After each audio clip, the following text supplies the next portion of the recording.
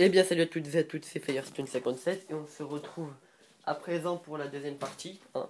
Donc du coup je vais tirer avant de tout présenter et tout, le trait de seigneur de guerre, pardon, pour le doigt, avec ce dé là, puisque j'ai Onva qui me permet d'en avoir un. Onva qui est, pour ceux qui ne connaissent pas, l'éthéré suprême, l'éthéré, ceux qui sont les dirigeants chez les taux, enfin les capitaines, des trucs comme ça, enfin c'est pas spécialement des capitaines, bref.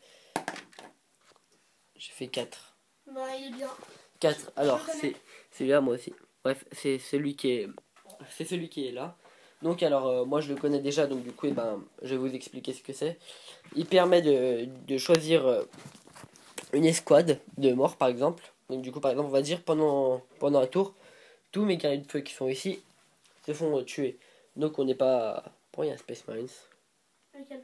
Là, sur le terrain, au milieu. Bon d'accord Rémi, Psy. T'es bête toi. Alors, disons que cette escouade-là est morte. Ben, on les met couchés sur le terrain. Et à mon tour, ils pourront avancer et tirer normalement. Et puis après, on les retire comme perte. Mais juste pour info, c'est pas qu'une squad de guerre et tout, ça peut être une guerre. Oui, j'ai pris ça comme exemple. Alors. Ah, ça peut pas être les Crisis par contre. Si. Non. Si. Ah bah alors ça c'est nul. Non, ça peut pas être le Sunshark. Si. Non, pas le Sunshark. Ni les Crisis, c'est trop lourd. C'est une escouade. Je sais pas, je vais regarder. Bref, alors on vous montre un petit peu le déploiement donc, cette partie-là du terrain, donc vers le lac d'acide que j'ai moi-même fait. Non, t'as pas le droit de l'avoir. Ah mais là je l'ai pas. Bref. Donc alors, on a ça avec l'échelle qui est un petit peu partie. Ouais. Ah, ça c'est cool. Donc on a les Eldar noirs qui sont déployés sur le terrain. Par contre, je ne sais pas si vous êtes d'accord avec moi, mais c'est assez bizarre parce que mon frère a mis des taux en renfort, alors que c'est les taux qui attaquent. Oui, mais les taux ils attaquent et quand du coup ils voient que tu vas amener d'autres renforts, et ben ils vont demander des renforts pour être plus nombreux, pour être sûr de gagner. Mais les renforts normalement c'est ceux qui se sont alliés. On s'en fout. Bah moi aussi je suis allé avec le chaos. Bref, on s'en fout. Bah Alors, oui, on s'en fout. Désolé, quelqu'un est rentré dans la pièce. Alors je reprends. Alors bon bah les décors, voilà, donc on a ici un bâtiment où on peut se mettre à couvert, donc par cette fenêtre là, une fenêtre qui est ici bien cachée, non, on peut la voir, et une autre fenêtre là, ici il y a ça, donc on peut monter par les échelles. Là il s'est mis à couvert avec une escouade d'Eldar noir derrière ça. Il y a un bunker ici, c'est pour une guerre de bunker en quelque sorte, puisqu'on en a un ici aussi. Ici on a un abri, donc du coup on n'est pas spécialement à couvert, enfin un petit peu quand même, puisque il n'y a aucun endroit pour tirer, mais c'est pour se mettre à l'intérieur. Par exemple si on veut faire apparaître une escouade de renfort en position aléatoire, voilà. Donc ah oui, donc Ogipsy a choisi une position aléatoire ou position par camp? Position par camp. Position par camp, donc du coup je vais vous expliquer à quoi ça amène. Donc c'est chez les renforts. Donc quand on amène des renforts, c'est soit par camp, donc du coup pour son camp, lui c'est à partir de la rivière. Donc du coup c'est toute cette zone qui est plus grande que le mien du coup. Là ici on a une zone plus sombre et ici une plus claire. Moi mon camp c'est toute la zone plus claire. Et la zone plus sombre c'est le champ de bataille un peu. Et donc du coup on va sur ce terrain là pour envoyer des renforts directement sur ce terrain là, c'est par position aléatoire. Donc on choisit un point aléatoire qui se rapproche un peu de notre camp. Ou ça peut être ça par exemple. Et puis on lance à l'aide de 2 jets de ce dé. Donc et de 2 dés comme ça, enfin bref. Et ça va déterminer la position. Donc du coup moi je prends par position par camp. Donc du coup il n'y aura qu'une position aléatoire. Donc on choisit l'endroit dans notre camp où on va mettre nos renforts. Donc du coup alors je montre les 8 objectifs où ils sont. Donc nous en avons un là que les Eldar noirs peuvent prendre déjà dès le début. Ah, j'ai juste une petite précision. Une fois qu'un objectif est pris, les Eldar noirs qui l'ont pris, donc du coup, qui ont attendu un tour à cet objectif-là. Une fois que l'objectif est pris, il reste aux Eldar noirs, même si les Eldar noirs partent. Il faut alors, dans ce cas, que, par exemple, chez les taux, que les taux arrivent pour prendre l'objectif. Donc,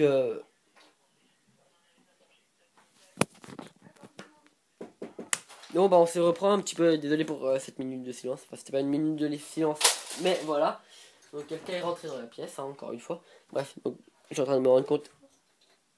Ouais c'est mieux avec la lumière, bref. Donc alors je disais, les objectifs, 2 par camp dès le départ un peu, donc là et là. Un là et un là, donc chez Eto. Ensuite en plein terrain, il y en a un là et un là, donc qui sont situés à peu près à ça, dans la zone. Là, c'est tout, oui. Donc du coup je disais juste avant, bon bah, j'ai déjà expliqué ça par contre, le Venom ou le Sunshark, enfin ni le Venom ni le Sunshark, ne peuvent prendre possession d'un objectif, puisque ce sont des véhicules. Par contre, les deux possèdent quelque chose de pas mal, c'est que le Venom a 2 Cérastes qui, eux, peuvent prendre l'objectif, tandis que le Sunshark, lui, a 2 drones intercepteurs qui peut lâcher pour qu'ils prennent l'objectif. Il peut les lâcher à n'importe quel moment. Je préviens juste, j'ai équipé mon Piranha de un missile à guidage, puisqu'on pouvait l'équiper de 2 maximum, je l'ai équipé que de un. En renfort, il a l'escouade de Dark Angel vétéran, eux, on sait pas trop ce que c'est, puisque il n'existe pas normalement. Bon, on a tous les Space Marines, quoi, avec les Dark Angel ici. On n'a aucun Eldar noir. De mon côté, le Hammerhead, bon bah j'ai pas pu le prendre parce que vous voyez bien le terrain, de toute façon c'était déjà prévu, c'est un terrain impossible à prendre pour le Hammerhead.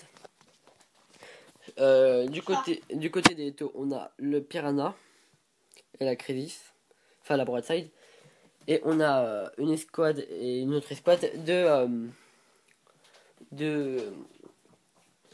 de KO. Donc, deux secondes, je vais vous montrer un aperçu rapide du terrain. Donc voilà à quoi ressemble à peu près le terrain. Hein, donc ça c'est la zone de combat un petit peu. Donc avec la statue et tout. On voit pas bien avec le zoom. Enfin voilà. Donc on se retrouve pour la fin du tour 1. Bon bah en fait on se retrouve pas pour la fin d'un tour puisqu'on a pas pris l'initiative encore. Donc je vais redescendre. Donc voilà, je suis descendu, en fait j'ai un lit en hauteur, voilà. Ramasse, merci. Ok, Ma troisième main. voilà, sa troisième main. Ton truc qui est tombé. 2. Ok, Deux. tu commences. Je commence, il a raté son initiative. Donc je commence. Non, Deux. fais ton initiative. Bah non. Si tu fais 1. Bah non, maintenant que t'as raté. Ah ouais, c'est 4, 5, 6. Voilà pour son armée. Alors, on se retrouve pour la fin du tour 1 des taux. Ah, au fait, je précise, et je vais juste dire un truc. Voilà. Alors, pour une prochaine bataille, par exemple, on pourrait faire en mode, avec un mode qu'on a inventé aussi. Enfin, capture d'objectif, on n'a pas inventé. Avec un mode qui s'appelle Réveil des morts. Ouais. Donc, oui, t'en as jamais entendu parler spécialement. Donc, ce sera toujours contre les mêmes armées. Sauf que il y a des morts qui peuvent se réveiller. En fait, il y a une crypte et ils peuvent rejoindre notre équipe. En fait, il y aura 2 cryptes et ils pourront rejoindre notre équipe. Donc ces morts en question sont une race extraterrestre, pardon, j'avais arrivé à le dire, qui se nomme tout simplement les Necrons. Donc on a là une console d'annihilation et tout. Enfin bref, il n'y aura pas tout. C'est pas notre armée, donc on demandera pour l'emprunt. Et ce sera pas pour cette bataille. Je devais dire un truc. Ah oui. Donc, suivant, en fonction de ce qui a été dit tout à l'heure au niveau des armées, que c'était pas logique que j'ai des taux en renfort, mes taux qui sont en renfort ne pourront pas venir avant l'arrivée de au moins une escouade de Space Marines. Donc, on se retrouve pour la fin du tour 1 des taux. Eh bien, on se retrouve pour la fin du tour 1 des taux. Donc, alors, que s'est-il passé? Il s'est passé que l'escouade de cibleurs s'est déplacée pour prendre possession d'objectifs. Onva a juste avancé. En fait, ils ont juste tous avancé. Ici, il y a une énorme concentration de monde. Pour la simple bonne raison que les seuls passages sont ici et ici. Donc, ici, nous avons les drones qui ont l'objectif. Hein. Et puis, bon, bah, c'est à peu près tout ce qui s'est passé. Donc, ici, on va vous mettre les scores ici. Il y a 2 points à 0. Il y a un carreau ici parce qu'il n'y a pas de 0 sur un dé. Arrête avec le maire, avec le maître. Bref, on explique juste comment on va s'en sortir pour gagner. Chaque objectif vaut 1 point. Celui qui aura le plus de points à la fin de la partie aura gagné cette bataille. Donc, on se retrouve pour la fin du tour 1 des Eldar Noirs. Adi. Ouais, c'est... Oui, voilà. En fait, par exemple, si mon armée n'est pas encore exterminée, mais que mon frère a les 8 objectifs, et ben la partie sera quand même terminée. Ou si mon frère a 6 Ouais. objectifs et que j'en ai que 2, elle sera quand même terminée. Non. Si. Non, parce que le but pour qu'une personne termine la partie, c'est qu'il ait tous les objectifs. Enfin, bref, on se retrouve pour la fin du tour 1 des Eldar noirs. Et on se retrouve pour la fin du tour 1 des Eldar noirs. Alors que s'est-il passé? Il s'est passé que Tout le monde a bougé. j'ai pas spécialement bien vu. Hein. Donc, ouais, tout le monde a bougé. Donc, du coup, étant donné la moto de qu'ils Jet Tractor. survolaient après, les bâtiments, et ben ils étaient là et donc du coup ils ont survolé ouais, ils ici, font partie des unités aéroportées. Voilà. comme les Crétis de Paul. Voilà. Donc, la moto de Jet Raptor a pris. Oui, c'est vrai. A pris cet objectif-là.